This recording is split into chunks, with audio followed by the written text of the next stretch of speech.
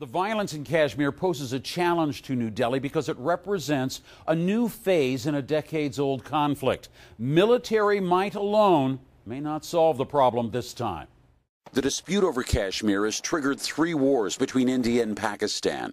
At the center, Indian-controlled Jammu and Kashmir state that has seen decades of armed militancy.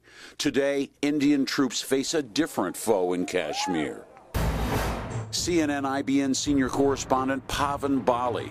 It's been called the gunless struggle, Kashmir's own intifada or sponsored agitational terrorism. In the next half an hour, we are going to bring you an insight into the phenomena of stone rage. This report was an in-depth look at the people who have changed the face of the Kashmir conflict. In 1989, when it started, this was an armed resistance.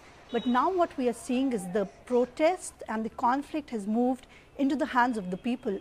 And they are young people, they're teenagers, 16 years old, 17 years old. These are not basically armed militants. They are just the locals there who are, they're just tired of the status quo over the Kashmir issue. In their eyes, the status quo is an Indian occupation. For decades, India has refused to even talk about independence for Kashmir. For all of those years, New Delhi has branded militant opposition to its rule of this part of Kashmir as terrorism, sponsored by neighboring Pakistan. Today, Kashmir's intifada challenges that description.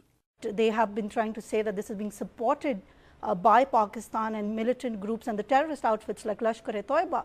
But when you look at the streets of Kashmir, they're just young people there in thousands and hundreds of numbers who come out every day so that their voices are heard. The young protesters say they are hurling stones to demand their rights. In a post-9/11 Kashmir, the gun has lost credibility, but their stone rage is gaining support. So they do have more support in Kashmir than the regular armed militants. In fact, what you see in Kashmir is that these teenagers, they are laying down the policy for the separatist leaders. It's not the separatist leaders who are laying it out for them. This week, police responded with force to crack down on months of protests. After 10 people, most of them teenage stone throwers, were shot dead, thousands more people took to the streets in defiance of the curfews. Public buildings and the homes of local officials were torched. Crowds chased down police and took their weapons. Other police resigned, saying they refused to fire on unarmed protesters.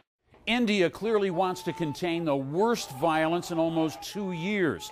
What it appears unwilling to do is talk about what these young protesters really want: a future and independent Kashmir.